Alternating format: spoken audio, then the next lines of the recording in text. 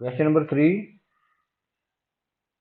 Coplanar forces of magnitude 24 Newton, P Newton, 20 Newton, and 36 Newton at a point in the direction shown in the diagram. Coplanar forces होती हैं एक ही plane पे act करने वाली forces.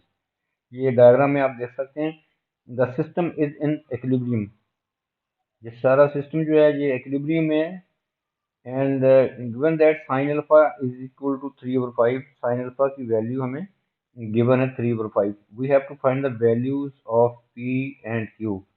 तो first of all we resolve these forces horizontally and vertically. ये question जो है ये फोर्सेस एंड इक्विलिब्रियम में से है। सबसे पहले हम इनको फोर्सेस को रिजॉल्व करते हैं।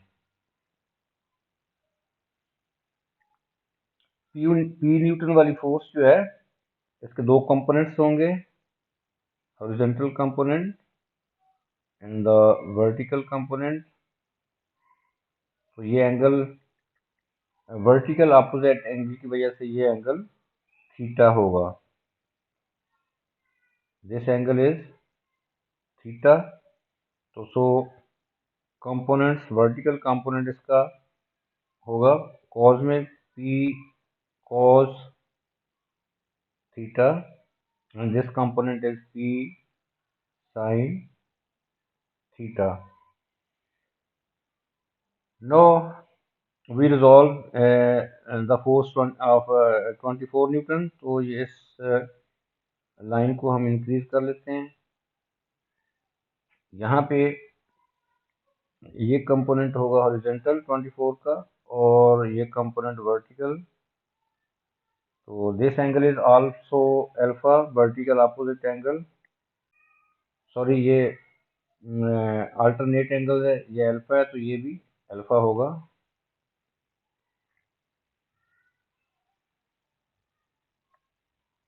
तो अब हम इसके कंपोनेंट्स लिखेंगे।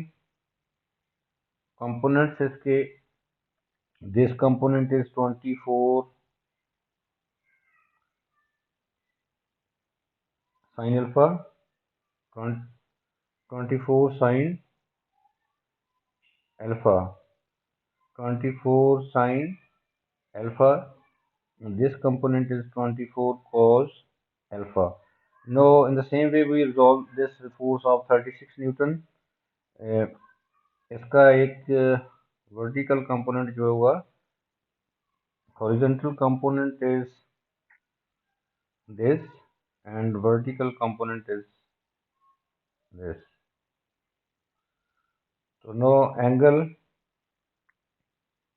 वर्टिकल अल्टरनेट एंगल ये भी अल्फा होगा, वर्टिकल के साथ बन रहा है अल्टरनेट एंगल अल्फा। क्योंकि ये अल्फा है तो ये भी अल्फा होगा। इनके कंपोनेंट्स लिखते हैं। This component is 36 cos alpha और this component is 36 sin alpha. अब इसकी इन फोर्सेस की रिजॉल्विंग हो गई है। अब हम यहाँ पे कंडीशन ऑफ इक्विलिब्रियम यूज करेंगे तो हमारे पास दो इक्वेशंस बन जाएंगी। उनको साइमल्टेनियसली सॉल्व करेंगे तो हमारे पास पी और थीटा की वैल्यू आ जाएगी। तो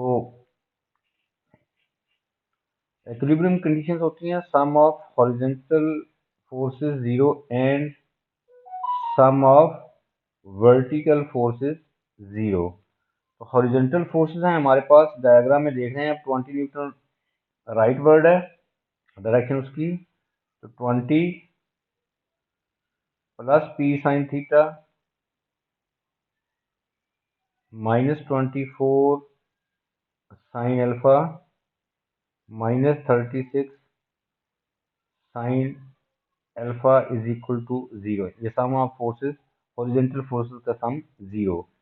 इन the same way vertical forces का सम भी 0 है, that is P cos theta. आप देख रहे हैं डायग्राम में P cos theta vertical component है, direction is upward. P cos theta plus 24 cos alpha minus 36 cos alpha is equal to 0। ये दो इक्वेशंस बन गई हैं।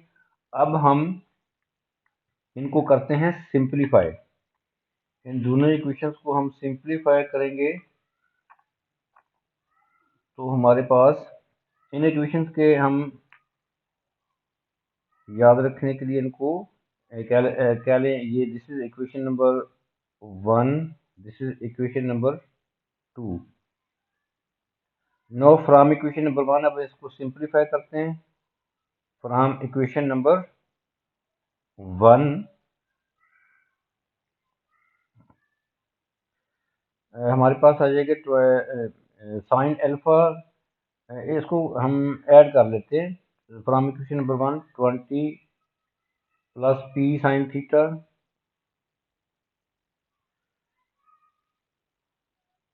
Minus 60 sine alpha is equal to 0। ये बन जाएगा हमारे पास 20 plus P sine theta is equal to 60 sine alpha. से this is equation number 3।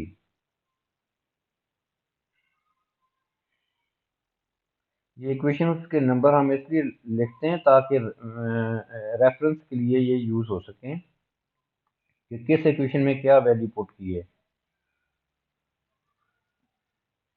No from equation number 1 from equation number 2 P cos theta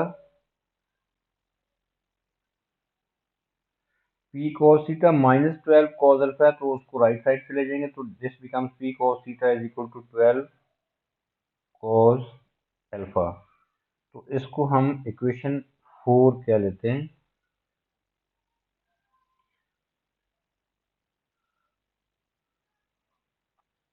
no in the question sin the value of sin alpha is given that is 3 over 4। तो इस trigonometric ratio से हम other values भी find कर सकते हैं। I mean this कि हम एक ट्राइंगल राइट एंगल ट्राइंगल बनाते हैं और इसमें जब साइन अल्फा और कॉस अल्फा की वैल्यू इस तरह की क्वेश्चन में दी हो तो आपने ये कर लेना है, ये राइट एंगल ट्राइंगल बनाए। Suppose this angle is alpha, sine alpha is given. ये देख रहे हैं आप क्वेश्चन स्टेटमेंट में साइन अल्फा की वैल्यू 3 over 5 दी हुई है। साइन अल्फा होता है perpendicular over hypotenuse. So this is perpendicular, this is hypotenuse, third side by using Pythagoras theorem you will get 4। तो यहाँ से sin अल्फा और cos अल्फा की वैल्यू, sin अल्फा की वैल्यू जो है यहाँ पे आप देख सकते हैं, sin अल्फा जो है वो 3 over 5 है, sin अल्फा तो गिवन है, और cos अल्फा की वैल्यू जो है वो 4 over 5 आ जाएगी। तो अब हम इक्वेशन नंबर 3 और 4 हमारे पास आ गई है। तो अब साइन अल्फा और कॉस अल्फा की यहाँ पे वैल्यूज पुट करेंगे। From equation number 3 from equation number 3 20 plus P sine theta is equal to 60 into sine alpha. Sine alpha की वैल्यू हमारे पास 3 over 5 है।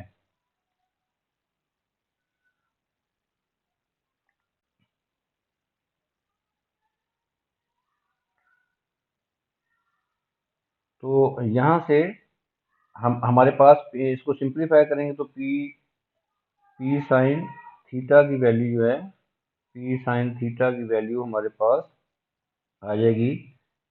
ये कैंसिल आउट हो जाता है, राइट साइड पे 36 है, लेफ्ट पे 20 है, तो माइनस करेंगे तो हमारे पास 16 आ जाता है। इसको हम इक्वेशन नंबर 5 कह लेते हैं।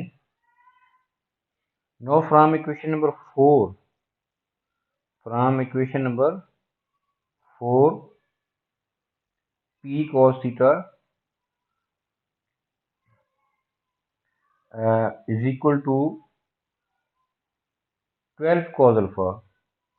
12, तो cos अल्फा की वैल्यू हम इधर से देख लेते हैं, वो है 4/5। 12 × 4/5, तो ये सिंप्लीफाई होके हमारे पास रह जाता है पी cos थीटा हमारे पास 9.6 आ जाएगा। इसको हम इक्वेशन नंबर 6 ले लेते हैं। No from equation number 5 and 6 dividing from equation number 5 and 6, इन दोनों इक्वेशंस को हम डिवाइड कर रहे हैं ताकि जो पी है, जो अननोन, वो हमारा कैंसिल हो जाए। तो P sine theta over P cos theta,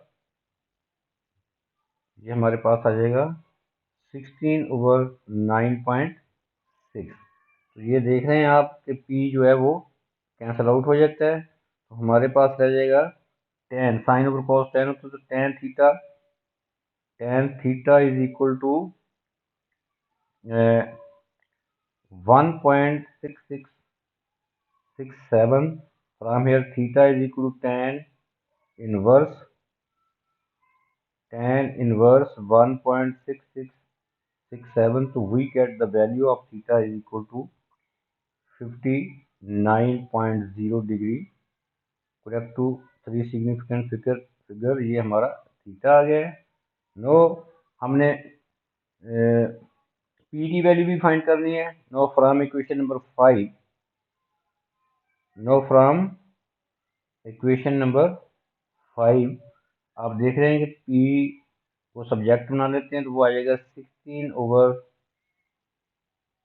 16 over sine theta. 16 over sine theta, तो थीटा की वैल्यू अभी हमने फाइंड की है 59.0 डिग्री। तो इसको using your calculator you will get the value of P is 18.7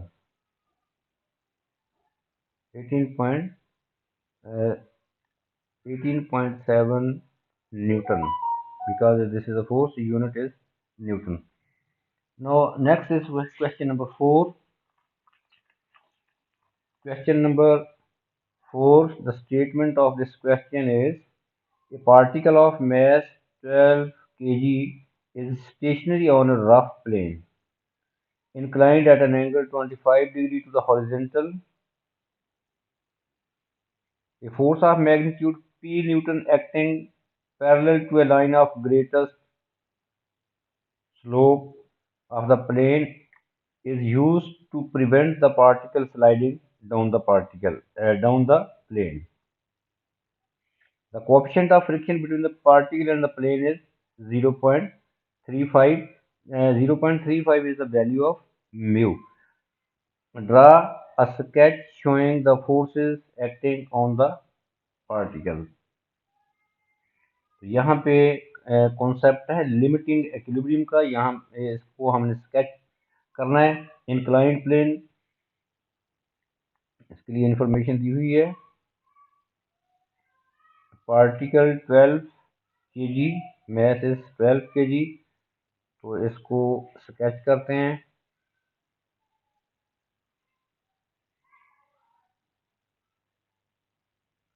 This is inclined plane, making angle 25 degree. This is a particle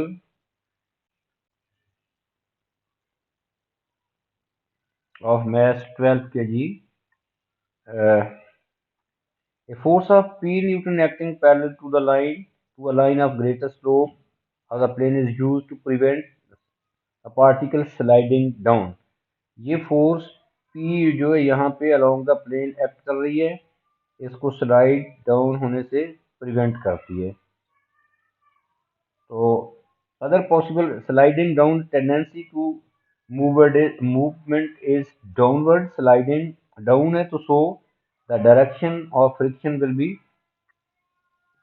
upward, तो ये direction of friction will be upward because sliding down है, tendency to movement जो है वो downward है। तो other forces, no the weight is vertically downward, this is the weight, weight is 12g, the components of the weight are, we will resolve this 12g along the plane and perpendicular to the plane. एक इसका component ये है which is perpendicular to the plane, other is along the plane, angle is same, ये भी 25 degree होगा। So this component is 12g sin 25 degree, this component is 12g cos 25 degree, and the normal reaction perpendicular to the plane वो ये होगा। तो ये हमारा sketch जो है ये कंप्लीट हो जाता है। This angle is also 25 degree. तो next is find the least possible value, find the least possible value of P. This is the system is in limiting equilibrium. Tendency to movement is downward. We have find the least value of P. ये हमने P की least value find करनी ताकि ये slide होने से उसको prevent कर सके। तो the value of mu is given, that is 0.35। Mu की वैल्यू हमें 0.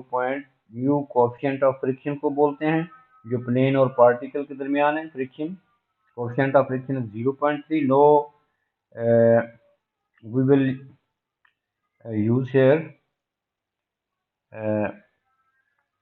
the net force will be 0 because the system is in equilibrium.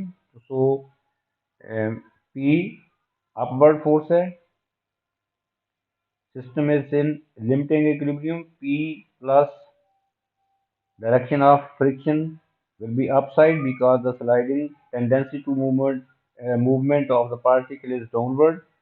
So direction of the friction will be upward along the plane. P plus F minus components of the weight along the plane, वो direction opposite है तो उसको हम minus में लेंगे। Minus 12g sin 25 degree is equal to 0 because acceleration is 0. System is in limiting equilibrium. Now F in case of limiting equilibrium F होता है हमारे पास F is equal to mu r। तो so P plus F को लिखेंगे हम mu r minus 12, जी की value 10 है हमारे पास, sine 25 degree is equal to 0। अब हम आर फाइंड करेंगे। आर जो है वो आप डायग्राम में देख रहे हैं, ये देखें डायग्राम में वो कंपोनेंट आर किसके इक्वल होगा, वेट का वो कंपोनेंट जो प्लेन के परपेंडिकुलर है। ये आप देख रहे हैं ये कंपोनेंट, इसकी बात कर रहा हूँ मैं, ये पी आर के ये इक्वल होगा। तो हम आर की जगह पे लिखेंगे 12g cos 25। तो सो हमारा क्वेश्चन बन जाएगा P plus mu, mu is given that is 0.35 and R is 12g cos alpha minus 120 sin 25 degree. ये हम इसको अब सिंप्लीफाई कर लेंगे, इज इक्वल टू 0, तो हमारे पास P की वैल्यू आ जाएगी। तो इसको सिंप्लीफाई करेंगे तो हमारे पास P की जो वैल्यू है वो 12.6 न्यूटन आ जाएगी।